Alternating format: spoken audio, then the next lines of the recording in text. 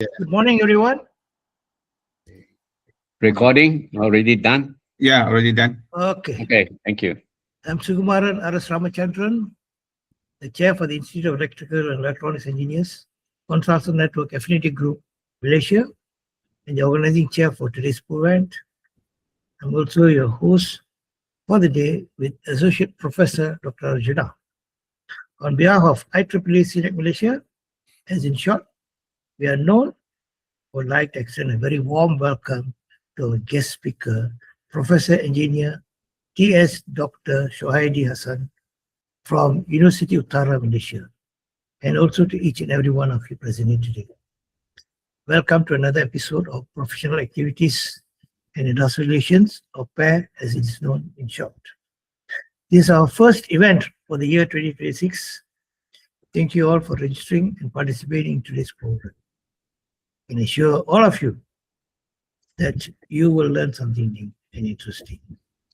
Now, before we start, some house rules. Please mark your attendance as so as to enable us to issue you the certificate of participation. The attendance sheet will be posted on the chat box. The CNET membership forms will also be posted in the chat box. Take note, the CNET membership is free. Any question you'd like to ask, you may also use the chat box while the program is in session. Please switch off your microphones when the talk is in session. This is to avoid unnecessary disturbance. And finally, there will be a survey form at the end of the program for your reviews and a feedback, which is also posted in the chat box. Thank you.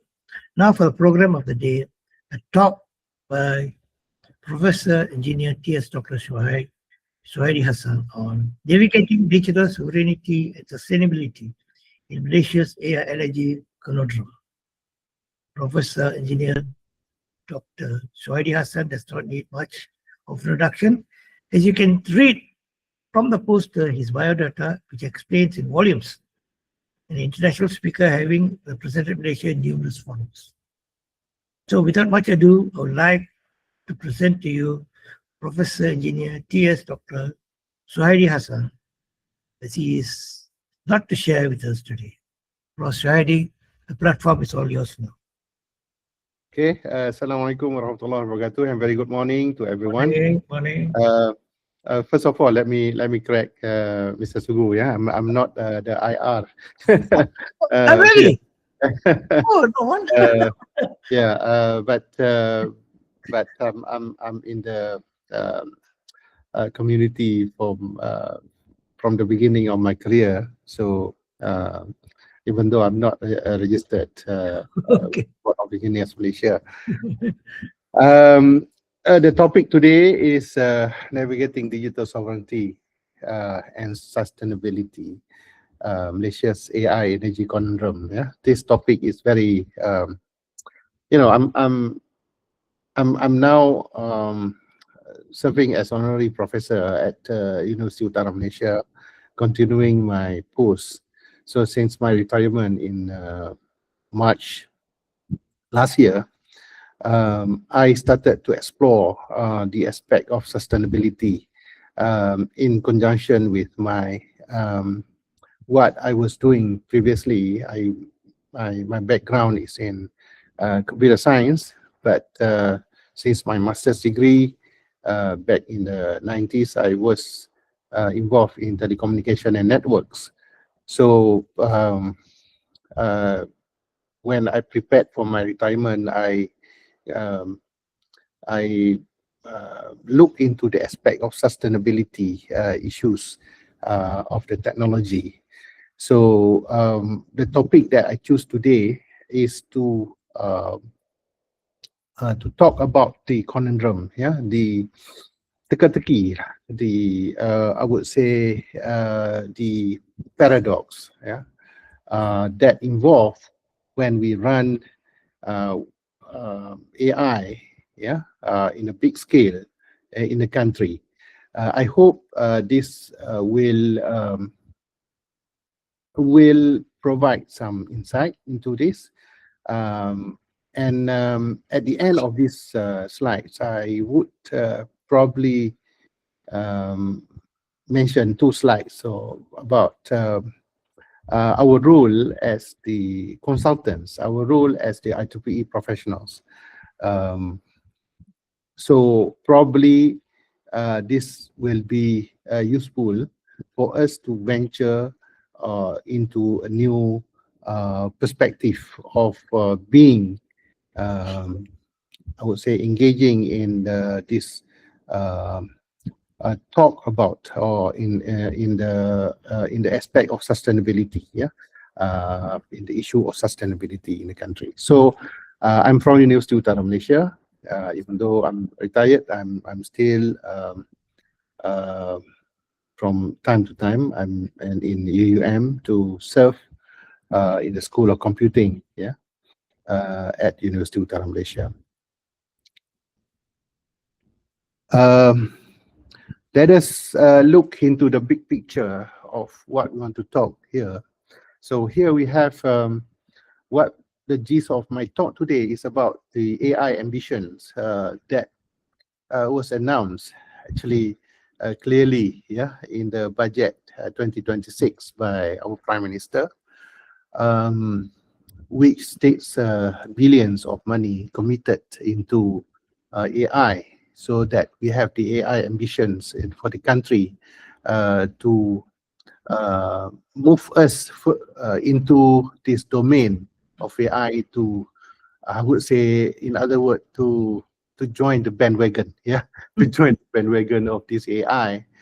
But at the same time, from the perspective of sustainability, especially with regard to the energy, we have two, I would say, 2 sides here, the conundrums here, the tension here. I would say, not to say the tension, the tension is negative words, but the thing is how to balance, between the gigabytes and gigawatts, because AI requires gigawatts, So I will mention 2 or 3 slides. I will talk about 5.9 gigawatts, 5.9 gigawatts, so please bear with me.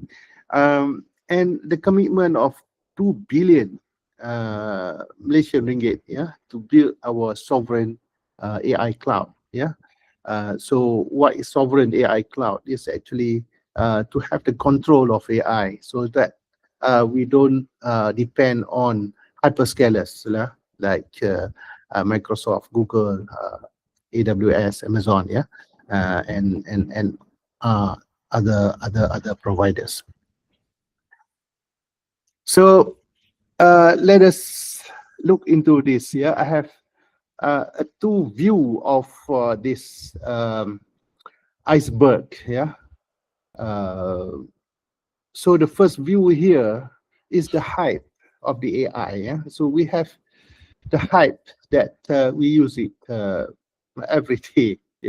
The precision architecture. We have chatbots.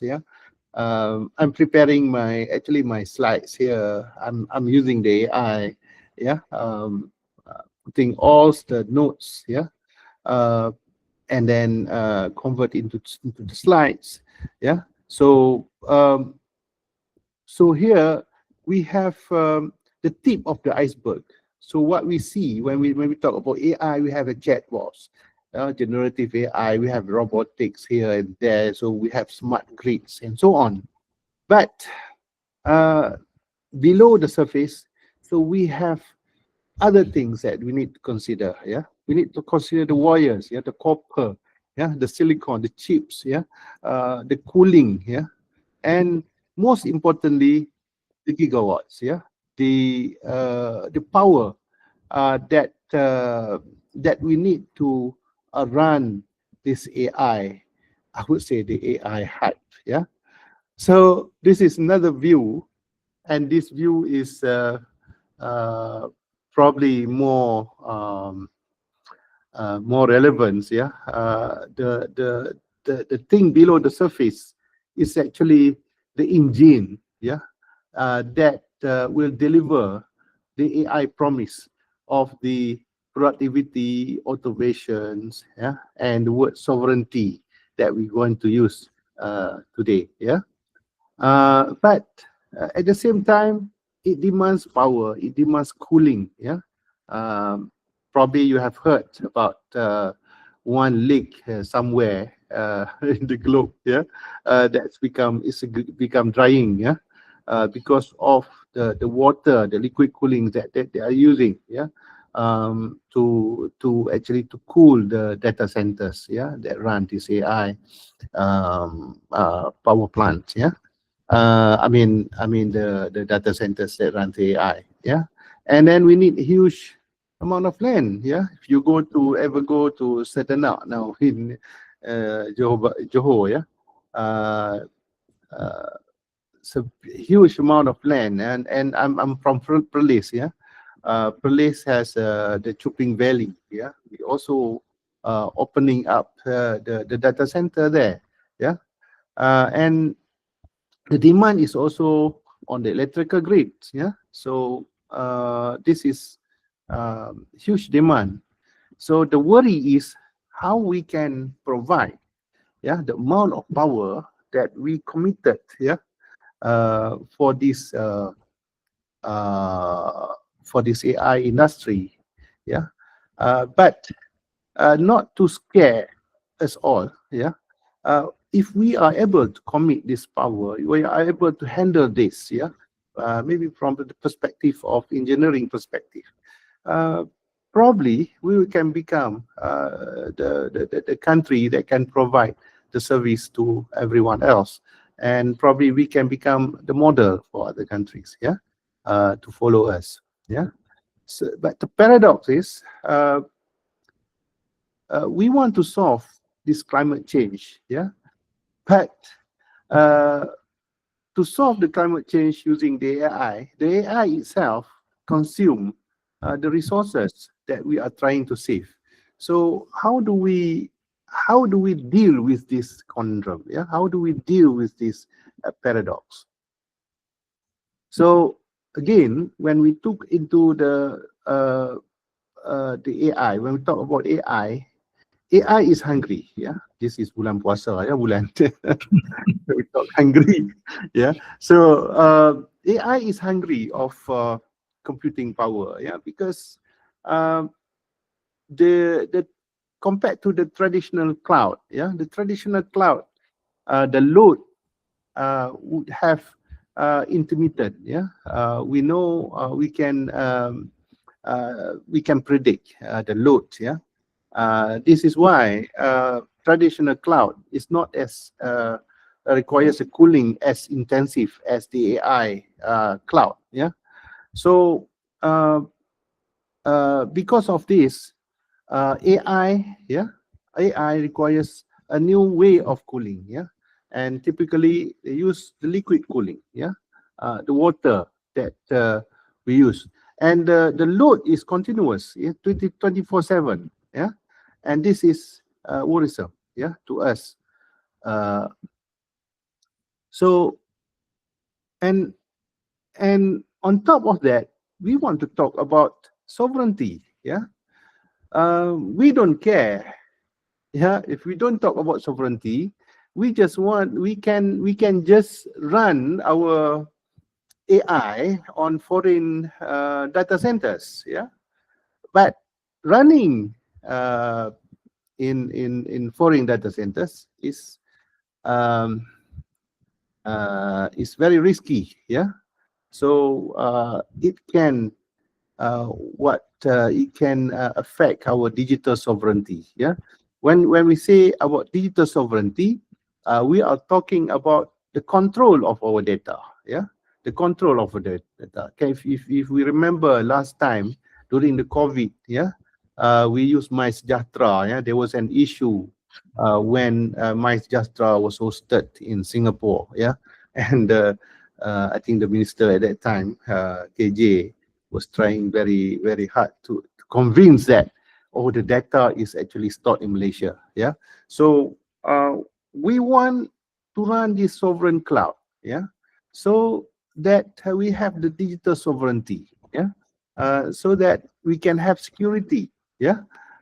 So whenever the global stress happening, yeah, things will be in order. Yeah, we will not be affected by the global stress, war, for example, conflicts, yeah, geopolitical conflicts, and so on.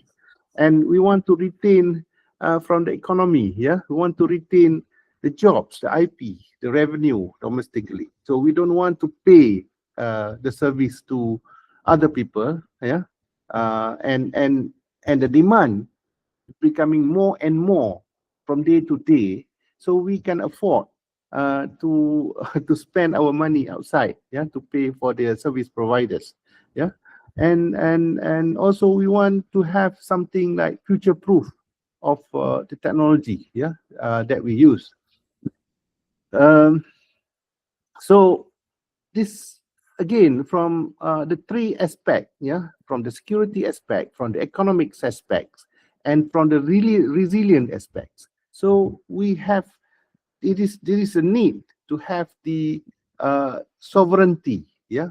The word kedaulatan, yeah, kedaulatan is not just kedaulatan, the physical sovereignty, kedaulatan physical of the country, but we are talking about the digital sovereignty, yeah.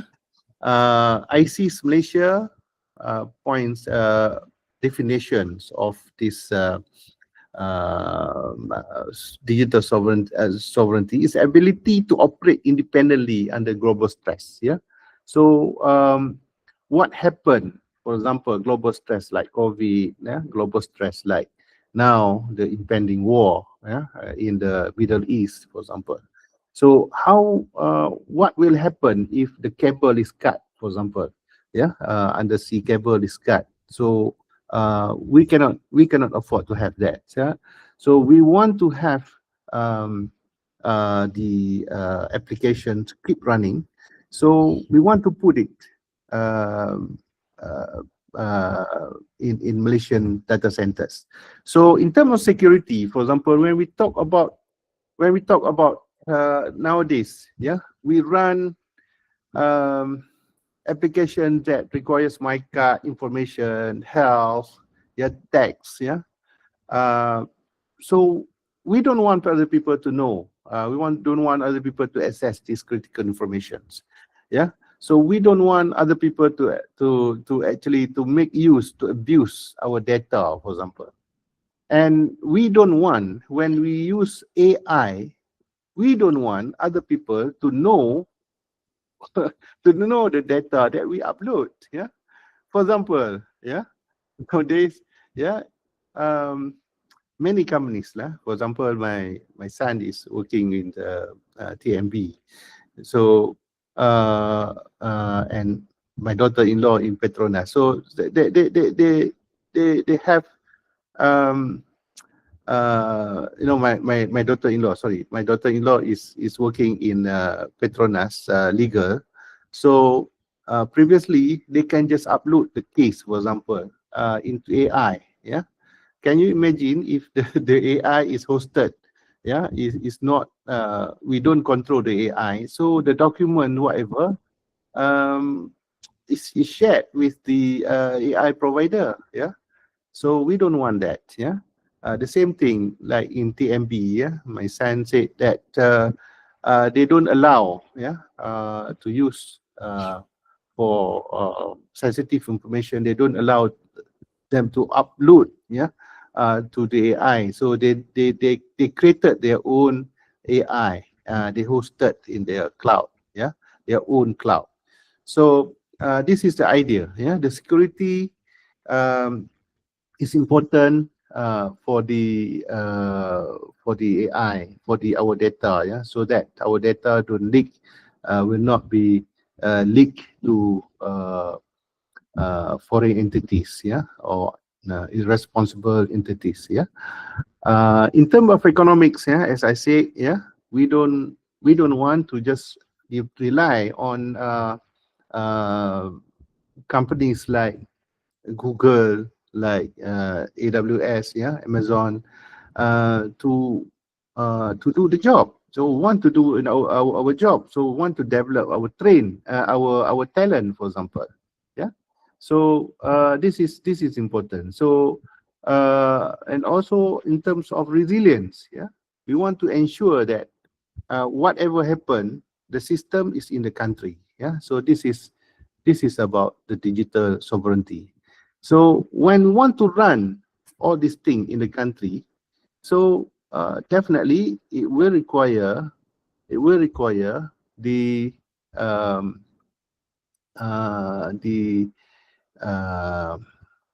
power. Yeah. So this is another slide. Yeah. So the digital sovereignty will affect all Malaysians. Yeah. So we don't want to have identity theft. Yeah. Healthcare. Yeah. Issues. Yeah. Like there is one case. Yeah. Not so long ago. Yeah.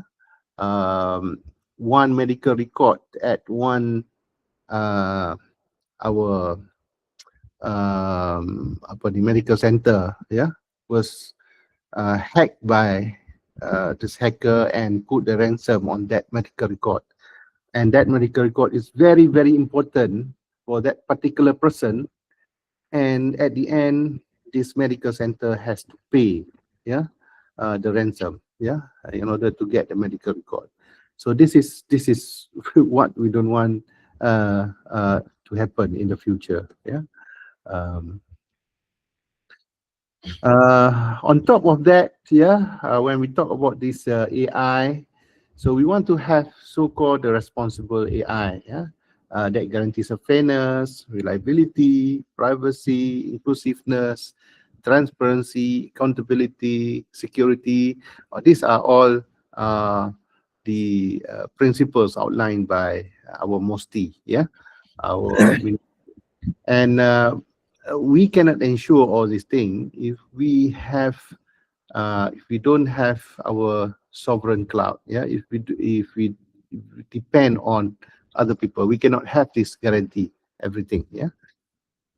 So the hyperscalers like Google, like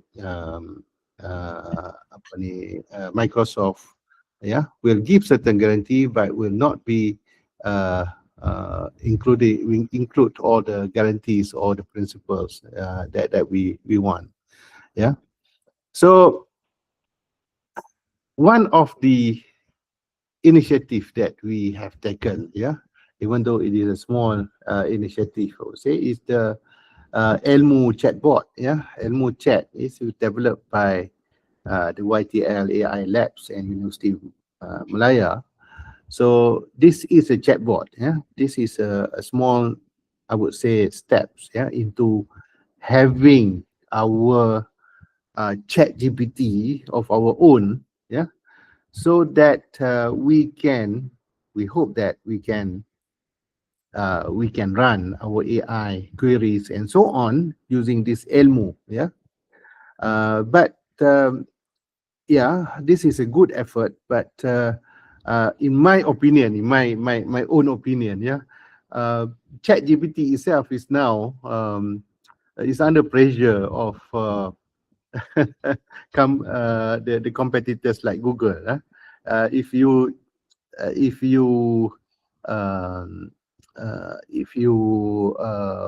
compare, yeah, between ChatGPT now with Google's offering on AI, yeah, Google is much more advanced. Yeah, so I'm telling you that my whole slide here is prepared. Yeah, is designed by the AI. Yeah, by AI. So everything, the graphics, whatever, is designed by AI. Yeah, and it is not yet able to be designed by ChatGPT. Yeah, so so can you imagine? Yeah, so they have billions of dollars, yeah, of investment into coming up of this open AI, yeah, coming up with ChatGPT, but yet Google, yeah, can compete with this billion of investment.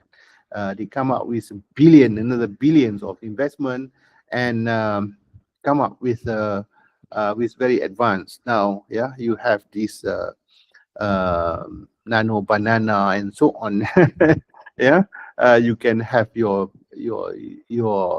Google Flow and everything. Yeah, you can have your movies and so on. Yeah, short clips and so on. You do the marketing, whatever. So it's oh, how is that presentation? Yeah. So you give us note, yeah. So I made notes, yeah. When I talked to Mr. Sugu last time about presenting this, I keep collecting notes, yeah. I make my own notes, yeah. Notes, and I put all the notes, yeah. Instead of putting designing every slide, so I put all the notes, yeah, and let the AI arrange the note according to the priorities that I define, yeah. So but I have the notes lah. Yeah, so I have the notes. But I don't want to spend my time in putting up the graphics and so whatever. I just want to. I'm concerned about my things that I want to say. Yeah, so I just focus on that. Let the slides, whatever is designed by by the AI lah. Yeah. So ilmu is good. Yeah, but the investment is going to be huge. Yeah, we need to compare. We need to depend on this ilmu. We hope that ilmu will get more funding and will one day will be able to beat Google. Yeah, but yeah, the objective is actually to come up with the AI that can understand our culture, yeah, train on local dialects and so on, yeah. More on the AI that can understand us all, yeah. So this is one aspect of the sovereignty that we want, yeah. So now, what we have now in Malaysia is companies like Microsoft, yeah, like Google, having a data center hub, yeah, in Malaysia, yeah, but it's hosting the foreign tech, yeah. This is a departure from in the past, yeah. So we are actually importing the tech, yeah. We are using the technologies in different at different place, yeah. We use the servers in the US and so on, yeah. It's like mirroring, yeah, concept of mirroring. Previously, if you want to let's say to watch CNN, for example, we have to access the server in CNN in Atlanta, yeah, in Georgia, in the US. But now we have the concept of well, they have co-host, they have a mirror, yeah, in data centers here in Malaysia. So Google, for example, Facebook, whatever. So they have the mirror in Malaysia. So we have the data center, so hosting the foreign tech in Malaysia. But we don't want, we're still using the technology. So we want in the future, yeah, with the announcement in the budget, yeah, for 2026 budget, we want our own local compute, yeah. So if they are operating in Malaysia, so we want this data, yeah, to be in our control, yeah. We want the AI that we use in our control. So probably we need to have agreements and so on, so that they know, yeah, our vision to protect our sovereignty, yeah. So for this effort, yeah, in the budget 2026, yeah, the Prime Minister presented in October last year. So they allocated 2 billion, yeah, in the AI, yeah, so sovereign AI cloud, yeah, 2 billion, it's a huge amount of money, yeah. But this is also something big, you know. Previously, we also spent about 10 billion to develop our network infrastructure, yeah, HSBB previously, yeah, 10 billion amount of money. But now we allocated 2 billion to have this AI infrastructure for the country. Yeah. So where this 2 billion go? Yeah. So this is the project. Actually, the investment is for MCMC to establish the sovereign AI cloud. Yeah. So on top of that, we have the AI transformation center. So we have the body like the National AI Office. Yeah. Coincidentally, AI is Anwar Ibrahim. So it's by coincidence. Yeah. And the goal is, yeah, to keep critical data within our borders, so that we want to control. So in various aspects of data, especially from the cultural aspect and so on. Yeah. We don't want to be abused. We don't want to be used by other people. Yeah. But as stated at the below the slides, yeah, on the box there, we cannot have digital sovereignty without the energy sovereignty. Yeah. So this is the problem. Yeah. So we have this I would say paradox. Yeah. We want to look to AI to solve climate change. Yeah. But the infrastructure will consume, yeah, every resource we are trying to preserve. Yeah. So to have the AI sovereignty, so we require on the energy sovereignty. So are we prepared to have that? Yeah. So we will discuss further later. Yeah. So the local AI is good. Yeah, it provides the sovereignty, but the local AI will also require high energy demand. Yeah. And inefficiency that will, if it is running idle. Yeah. And then the climate penalty. Yeah. Climate penalty, because we are in the temperate tropical area. So the amount of cooling will be higher than compared to areas in the temperate climates. Yeah. So this is a tension. Yeah. I don't want to use the word tension. Actually, the tension is actually the conundrum that I choose the word. Yeah. Between how to balance between our ambition, yeah, to have the sovereign cloud. Yeah, we want to have data localizations, the digital hub status. Yeah, at the same time, we have the grid limitations, the net zero targets. Yeah, the net zero, we want to achieve net zero by 2050. Yeah, the amount of the greenhouse gas that we produce must be equal, must be balanced to the amount of the CO2 that we displace, that we remove. Yeah. So the government target 2050 is what, 25 years from now. Yeah. So and definitely it is a long time, but we need to consider what actually will what applications that will hinder us from achieving these net zero targets. Yeah. Companies, big companies like Microsoft, like whatever, so they want to achieve these net zero things. Yeah.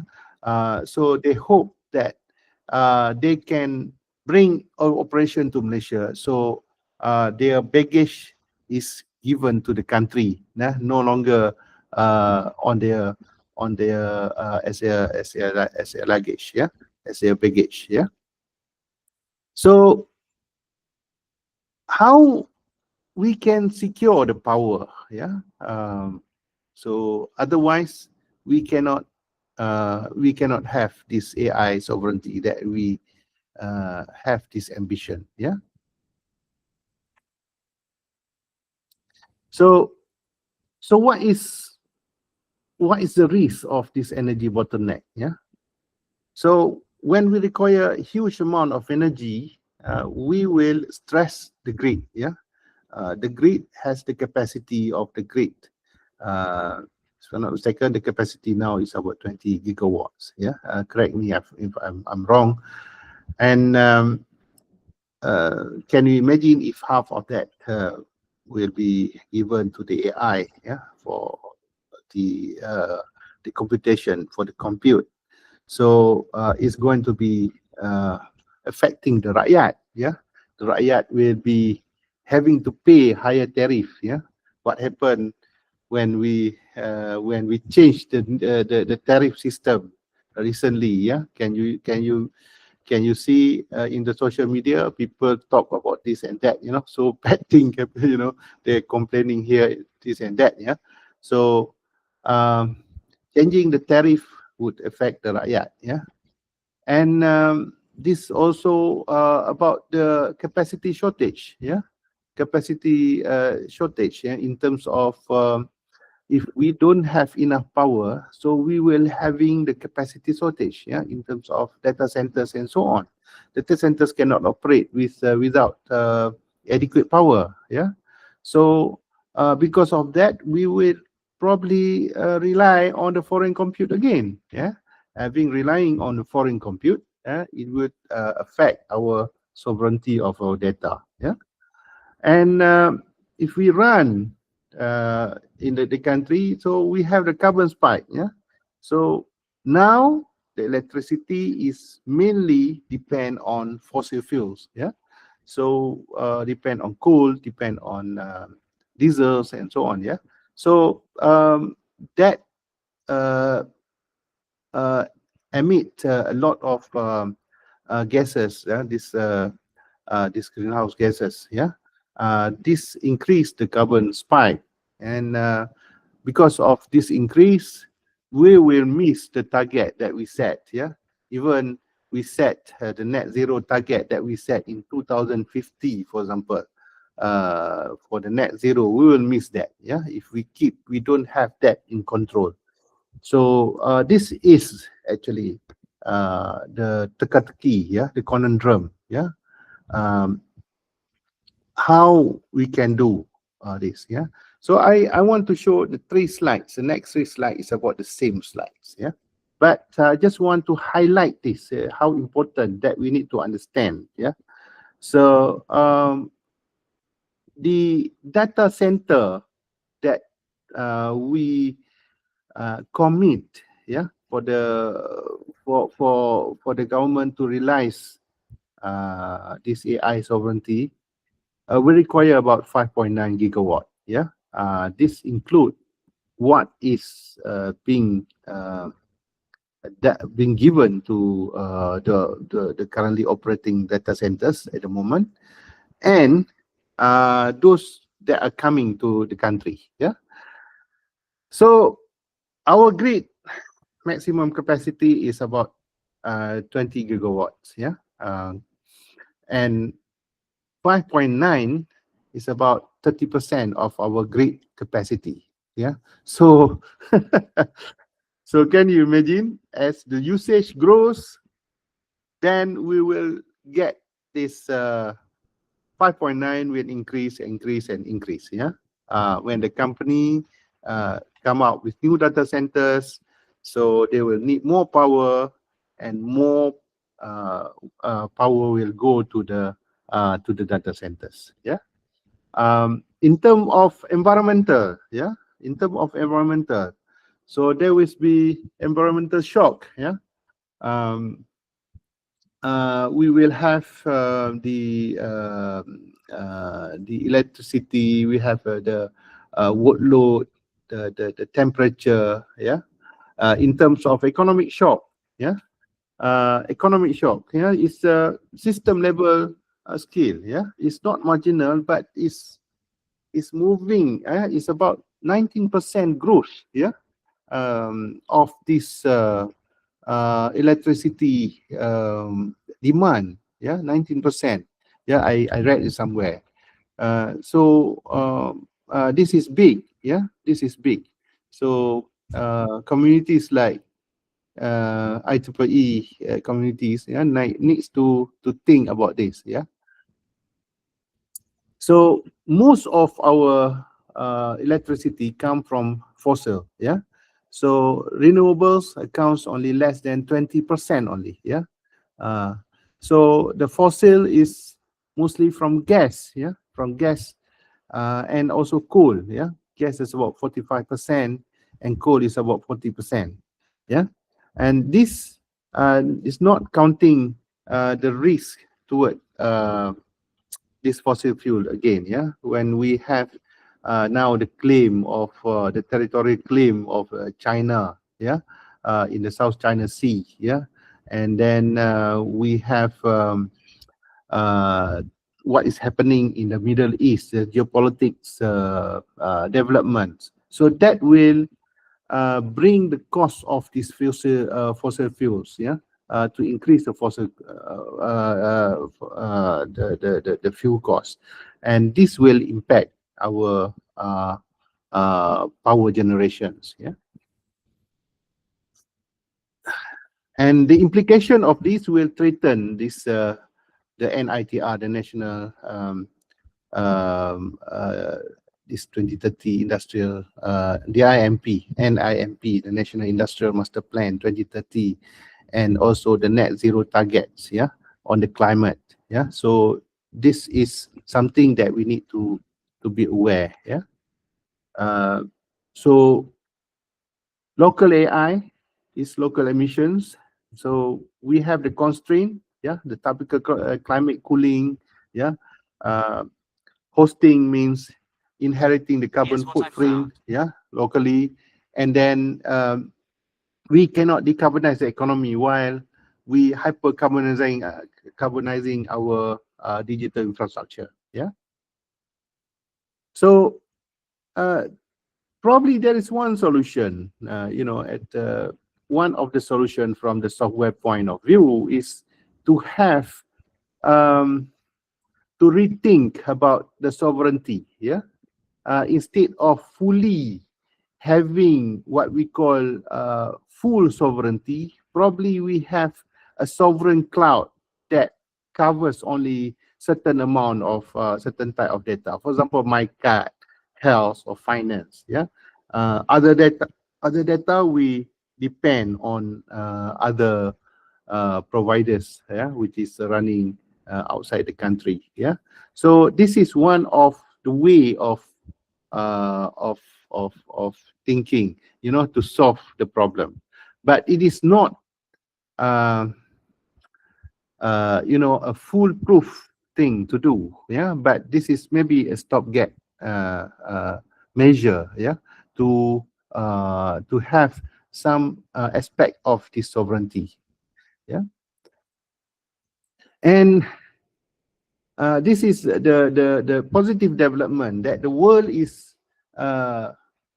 moving to Malaysia. Yeah, the data centers are moving to Malaysia. So we have Microsoft, we have Google, yeah, we have ByteDance. Yeah, ByteDance, the one that controls TikTok. Yeah, ByteDance is opening the data center that control the ASEAN operation in Malaysia.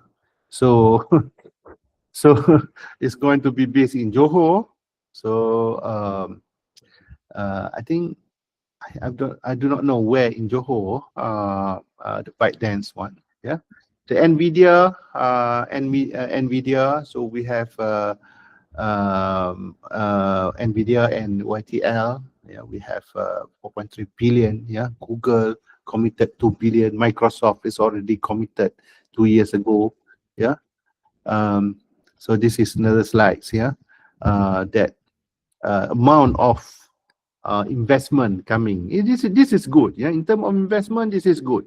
But in terms of implications, yeah, the minister who is responsible for bringing, yeah, the Zafrul, I think that time, to bring the investment, he would be very happy to have all these billions, coming to Malaysia.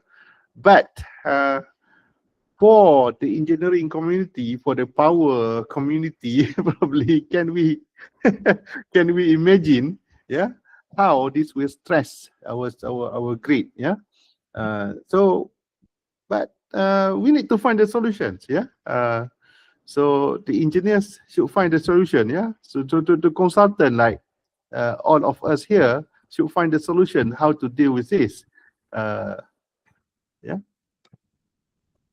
so we have in the past we have existing data centers, by these hyperscalers, 2.5 gigawatt, but the new commitment that we give, for Microsoft, Google, whatever, is 3.4 gigawatt.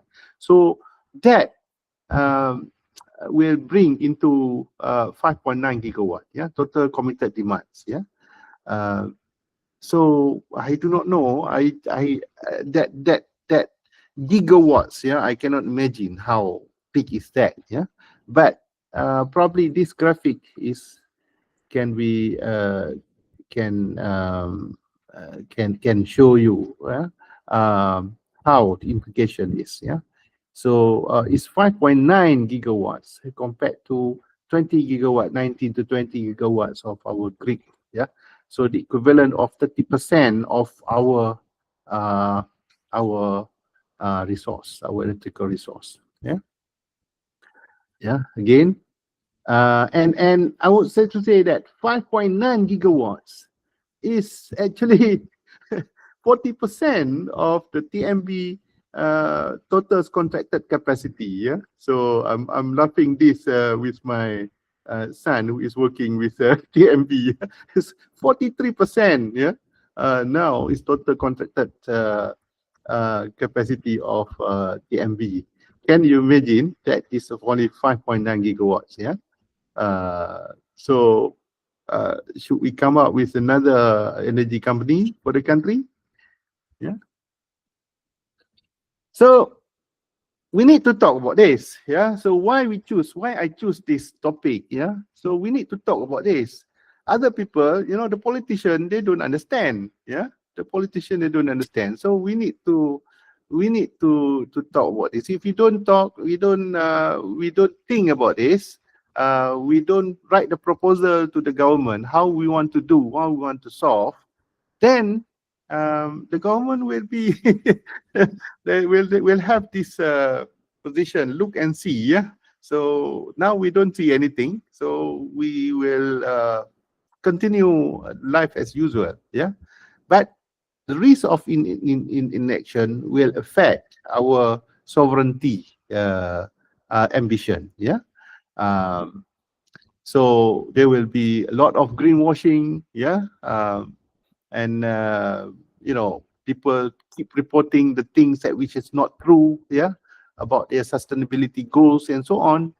The leakage, the investment flows to our neighbors, Thailand, probably Vietnam, and then the grid stress, the tariff hikes, So it is our responsibility as a responsible citizen, the knowledgeable citizen, to think about this, So probably this should give some insight, So how the engineering can fix this, probably we can have the green data centers, a lot of people trying to come up with the green data centers, the idea of green data centers, even though it has a challenges on its own.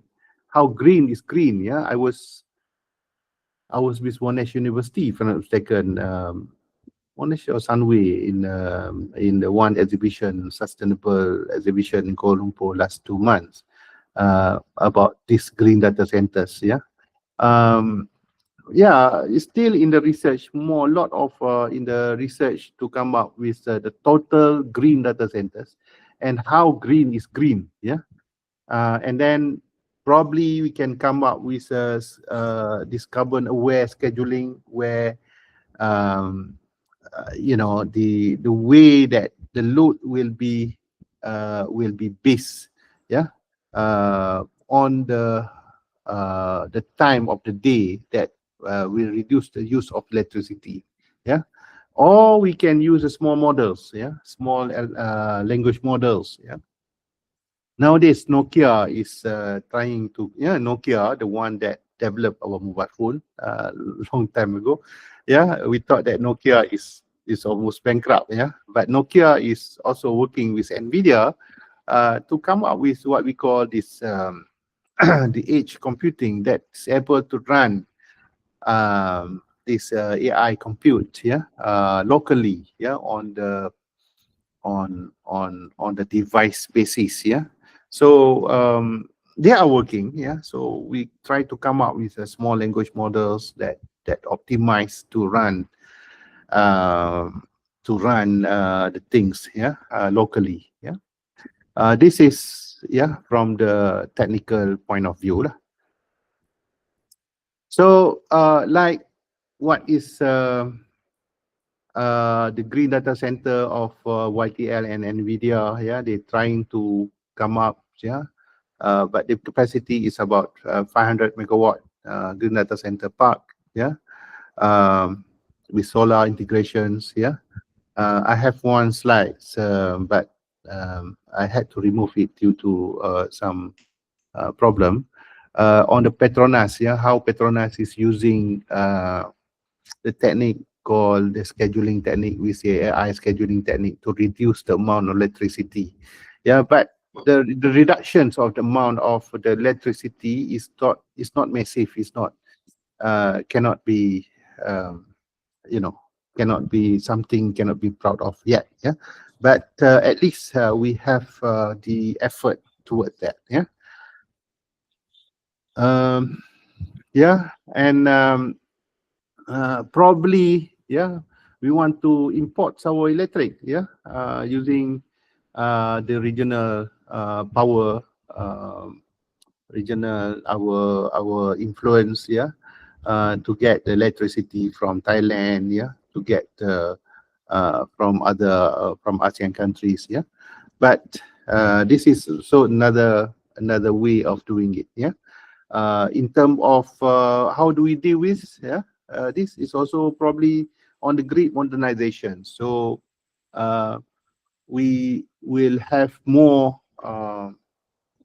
smart grids that can handle different type of sources, yeah, that will power the AI needs, yeah.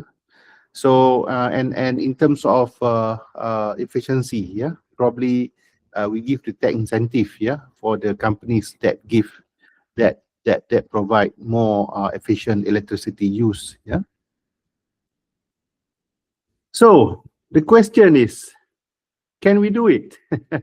Can we have this sovereignty and at the same time sustainable, environmental friendly, yeah?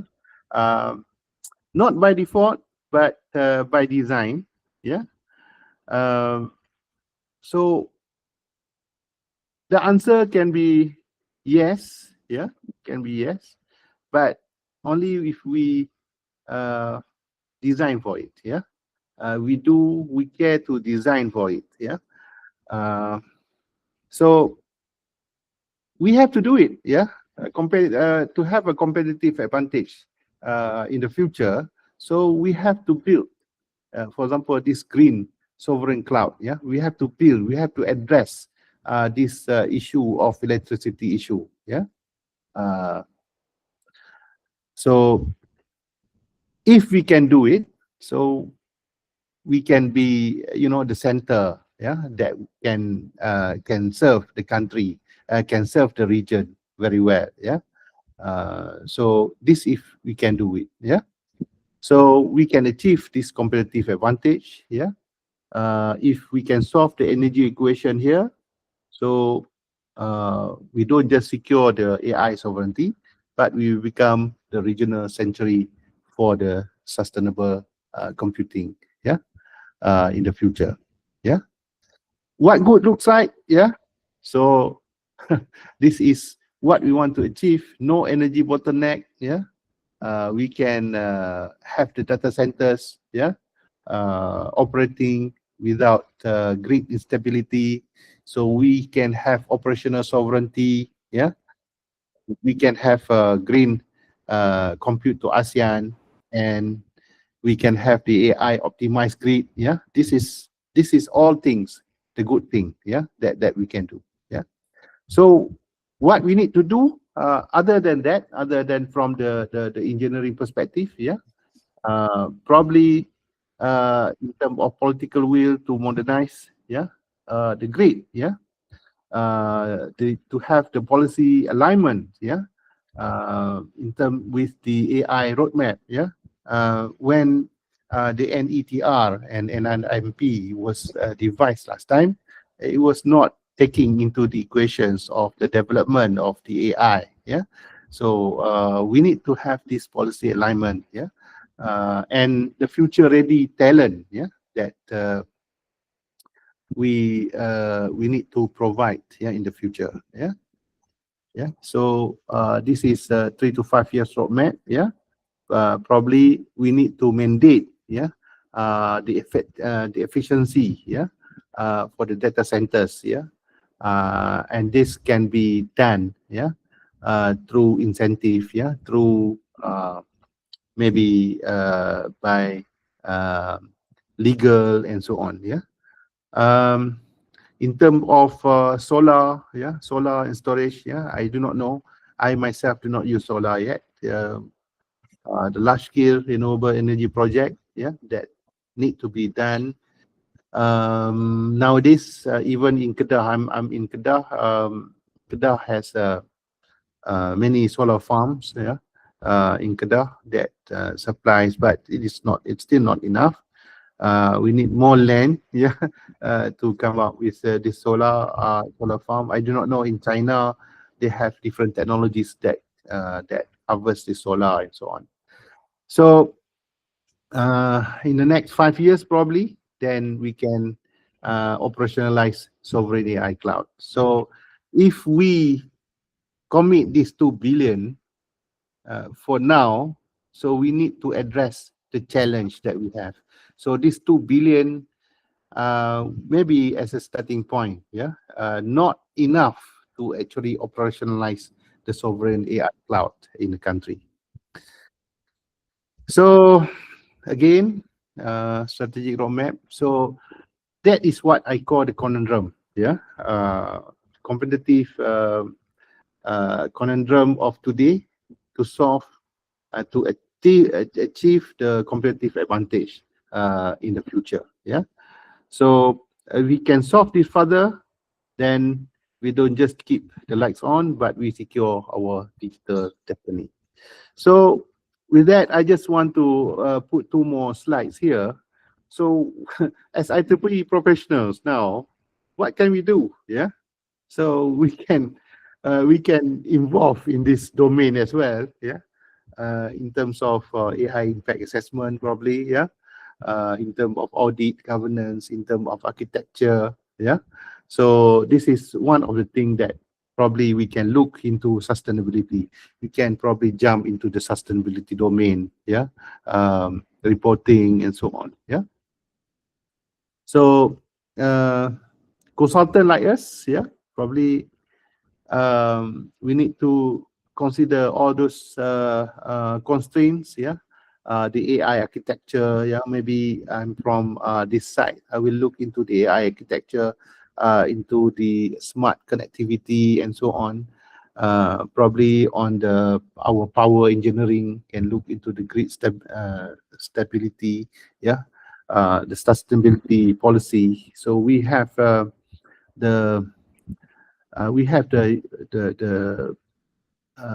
I think IEEE funds some project, humanity project or something, IEEE projects. Probably this is a good thing, to explore.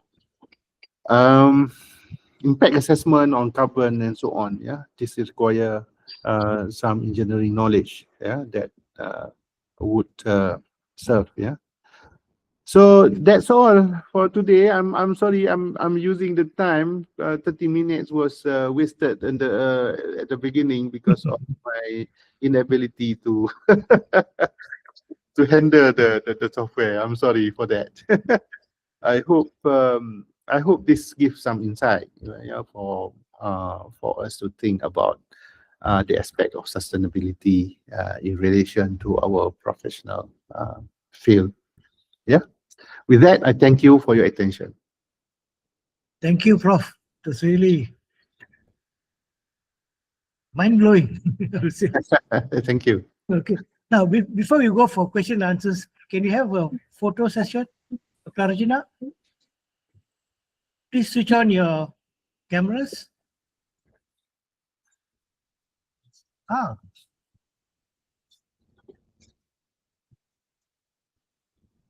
Dr. Regina? Oh, okay. Ishan Rao? Switch on your... Okay, okay. Wait. Wait. Where are you? Turn on my camera. Yeah, exactly. Okay, 1, 2, 3. Okay, done. Thank you, thank you. Okay, question and answers. Can I make one suggestion? Really, question and answers, Prof. Yeah. What about nuclear energy? Nuclear energy. I think nuclear energy is a good thing to explore lah. But we are not as bad as Iran. Yeah. I think, it is a good opportunity to explore. But this will depend definitely on the geopolitics thing lah. But as a friendly country, I think is a good way to explore this nuclear energy as well. And if I'm not mistaken, one of the research focus for this MOSTI now is on the nuclear energy. And I think the government is realizing that as well. I hope that will give the room for us, to deal with this energy problem in Malaysia. Thank you, thank you. Sustainable in terms of this so-called this renewable energy is still,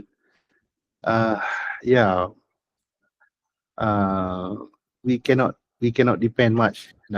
Sometimes we cannot even report, using the sustainable energy because of the. I think Sarawak, in the case of Sarawak, the hydrogen things, so they have a problem with the hydrogen things as well of Sarawak. So that is, I don't know, this is probably in terms of technical way of looking into the aspect of sustainability.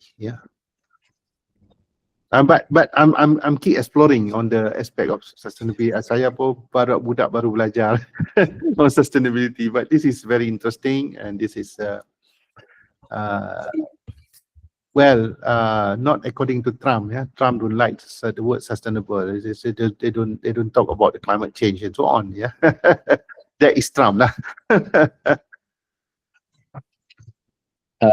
May I just ask, when Malaysia offer this kind of data centers to beside the YTL, if you look at the YTL, they have the integrated with Power. the solar system.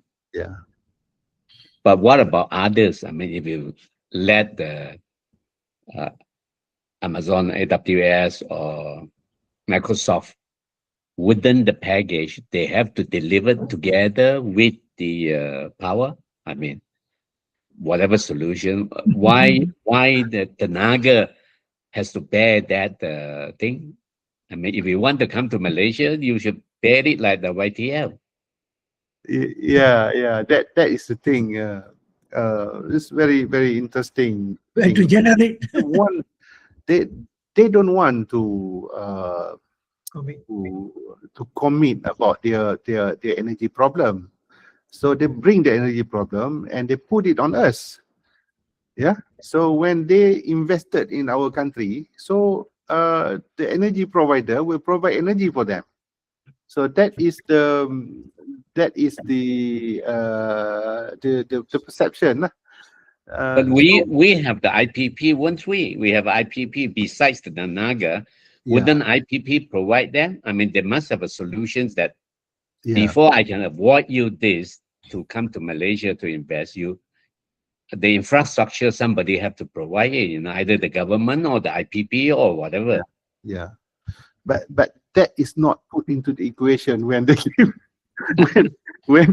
Sometimes you are asking somebody to invest. At the meantime, you do not have the infrastructure, including talents, for example. You can end up with a lot of problem because they can be very frustrated because they also spend a lot of money. So when we saw the money, when we saw the amount, the quantum, too big, kita macam dah kelabu mata. You mean the investment from overseas? Yeah, the amount of money. Yeah, definitely. But the IPP, as far as I know now, the IPP is providing data to the power to the grid. Yeah, it's powering the grid. But the IPP can definitely work with these hyperscalers, to power their own data center. But I do not know. As far from my reading, for this presentation, so the data, the power is solely from the TMB grids, and this is what worries me. I'm so small to say here. I'm how who am I? But I'm I try to convey this to our community. At least we know the worry, the energy. So the energy problem. So is going to be borne by our anak cucu lah. Anak cucu lah. Yeah, the other one is I presume we have big surplus of electricity from Sarawak, isn't it? The hydro dams. Are they tied up with the national grid from the east and west grid together? I think that is supposed. When they come to Malaysia, they say that we can use this green power lah, this hydroelectric power, green power. But this hydroelectric load is, I think, this 20 gigawatt is actually is including all those tenaga that we come from Sarawak as well. So I don't know, maybe we can open up our new dam, whatever, but it causes a lot of environmental issues, other environmental issues as well. Can we be a hub to our neighboring nations like Singapore, Indonesia, Thailand? We choose to sell our green energy to Singapore. We choose I think 2 years ago, and I think 2 or 3 years ago, when the Madani came into government. So one of the things that we do is actually we agree to sell our green energy to Singapore. So our neighbor got the green energy, but probably we miss the opportunity. We that time we don't see that we have these hyperscalers coming to Malaysia. We can. But once contract is signed, is signed lah. So Singapore is enjoying our green, and I think Singaporean companies is also opening up in Johor Bahru, in Johor, and enjoying our green things.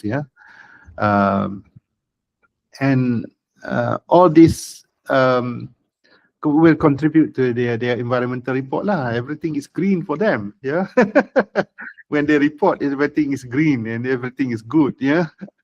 But when we report, that will be problem for us. Just Michael here, just to give a little bit of update. Yeah. As far as data center consumption as of last year, the declared amount was about 1,200 megawatts, but actual consumption only was about 600 megawatts. So, so it is not reached that 5 gig yet. Long way more. And I think to the other comment that you were just talking about the 20 gig. The 20 gig is in Peninsular Malaysia only, the consumption. Okay. And we have availability of more than about 30% reserve. There is about 26, 27 gig available in the country still, in Peninsular Malaysia. Like what Minho was asking, whether are we interconnected between East Malaysia and West Malaysia? Nothing yet. Oh, yeah. So isn't that we have this undersea cable? No, nothing there. Nothing done yet. Oh, Too nothing yet. Yeah. Too expensive. There's no undersea cable yet. Nothing. There's nothing there. Oh, I thought that Vicon was is powering the West Malaysia. No. Actually, Minho, like what do you think about all the hydro in Sarawak? They are consuming it there itself because, like in Samalaju, Bintulu, it's heavy consumption, sir. That is why they're keeping to build more power plants in East Malaysia, hydro plants, for their consumption. Yeah. And just about what you mentioned about the Singapore green energy, actually that green energy is only 50 megawatts that is going through. And it is coming through all the way from Laos. It is Laos, Thailand, Malaysia, Singapore. So there's an agreement for 50 megawatts to transfer from Laos, actually, the origin source. Oh. Yeah. Yes. Yeah. So just I thought that we signed the agreement to sell our green. correct. No, it's coming actually from Laos, but you could have these few countries to sign. So between Laos, basically it's Laos, Thailand, Malaysia, Singapore. So it's 4 countries. So it's part of the so-called Asian power grid to show it can be done. You know? Yeah. So the 20 is not accumulative, huh? No, 20 gig is what we're using today. Like at the moment, probably we might be consuming about 17 or 18 gig, today being a Saturday. But the peak is 20 gig. Yeah. 20 gig. Yes. No, when I say accumulative, the one going to Singapore, the Sarawak, it's not included. No. It's the one going to Singapore, only 50 megawatts. Is nothing. Nothing, huh? 50 or 50. 50. 50. Okay. Yeah. Although it's megawatts, but you talk about 20 gig. So it's 20,000 versus 50 megawatts. That's why I say it's a negligible amount, Oh, okay. going through. So, Prof, you've been updated? Yeah. Thank you. I just share what was happening in the system grid. Yeah. Okay. Good. Any more questions? It's a very interesting topic, actually. Hello, Prof. Any more questions? Hi, Prof. Huh? Yeah. Okay. I just realized that you did mention about the AI architecture on your before your last slide, right? The AI architecture. Yeah. From your point of view, what are the AI? What AI architectural changes that are required for our smart connectivity in our Malaysia 5G ecosystem? Because nowadays we are moving toward actually not 5G. We already 5G, but we are moving towards 6G, right? Yeah. Okay. That is a very interesting thing. So I'm also looking into. Actually, I've looking into the 6G research just before my retirement last time. The 6G is about connecting the intelligence. Yeah, correct. So connecting the intelligence. So the 5G is actually having how to. It's not about transporting the intelligence itself. Yeah. So this is I mentioned about Nokia. Yeah, when Nokia was actually was given the lifeline by NVIDIA. Yeah, NVIDIA recently. Nokia was actually developing this the new AI architecture for the 6G deployment. Yeah, as we know, the American is losing, yeah, in terms of 5G technologies. Yeah, China is even better. Yeah, so losing the 5G technology is actually one indication that the next technology will be losing as well. Yeah, Hey, but I understand the 6G technology will be, America is using about 8G, in the military. not. No. I'm They're not sure. using it for the warfare, no military. Yeah, I'm not sure. I'm not sure. But the technology, the 5G, they are losing from. They are behind Huawei. Yeah, that's why they are very anti Huawei. Yeah. And the 6G, moving to 6G, when we have the connected intelligence. So this is the reason why NVIDIA is actually acquiring Nokia. Because Nokia, the core of the Nokia, one of the Nokia core is actually to develop the network infrastructure, the connectivity infrastructure. So this connectivity infrastructure is actually will be based on the 6G infrastructure. Because So yeah. yeah, Prof, just proceed. Yeah, so Nokia is working toward one of the architecture is actually to streamline the development of this fog computing. Yeah, the edge AI engine. Yeah, so that most of the thing, or at least a portion of it, will be distributed. Yeah, it's not centralized to the data centers, big data centers anymore, but can be run by smaller machine at the edge. Yeah, that is in terms of the architecture that they are looking. I see.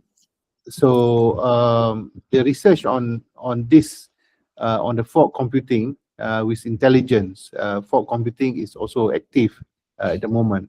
So I can refer you to those thing on the AI, what we call it, the edge AI compute.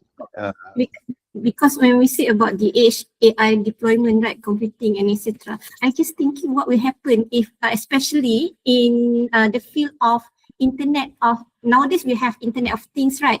But Yeah. what will happen if there is something like internet of military? Because in military, Yeah, they have. the situation will be very critical, is it? Yes. Because we need to have something like the information need to be sent accurately in fast and etc. Right? Yeah. There was a seminar some time back by IEEE where they said the 6G is 800 times faster than 5G. And the US military is using 7 or 8G, exclusively for the military purpose.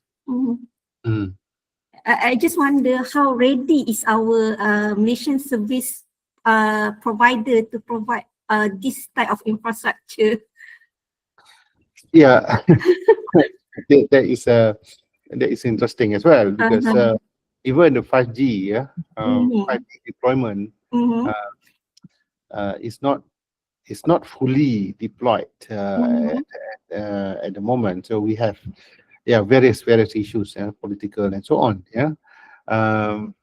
Moving into 6G. 6G is in 5 years time, less than 5 years time. Is, I think, from the literature we have 2030, the 6G deployment will be there.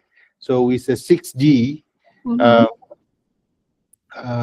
one of the thing is actually on the intelligence. Yeah, on the intelligence. You imagine that your classes will be more intelligent. Yeah, to process the information that you read. Yeah, and then to convey it to your senses. Yeah, mata dan sebagainya. Yeah, so things like that. Yeah,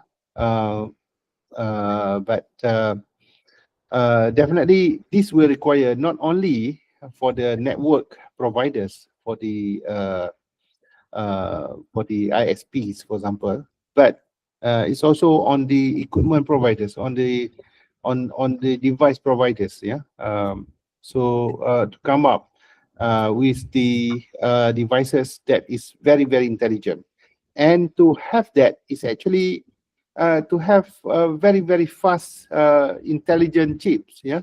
So that is how NVIDIA, TSMC, is investing now, on the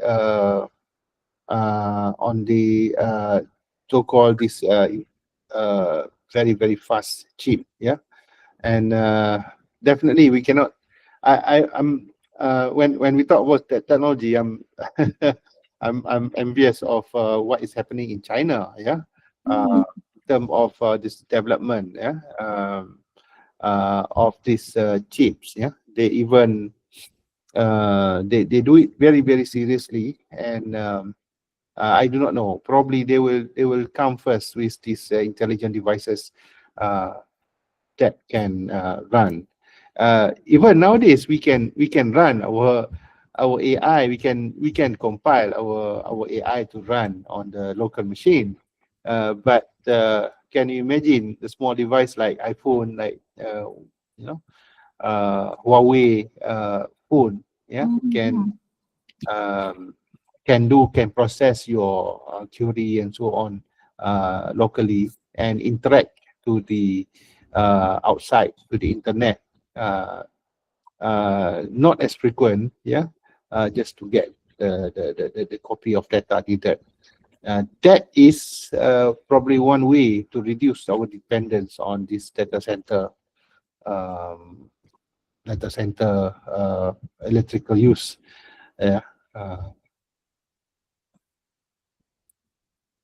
And I think some countries, related to that, some countries even refuse the investment of these data centers to their country.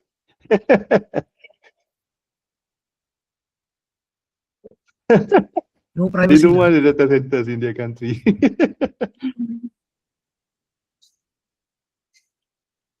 Any more questions? Yeah, Okay, thank you. Prof. Doctor, Thank you, from Prof. dari mana, Doctor?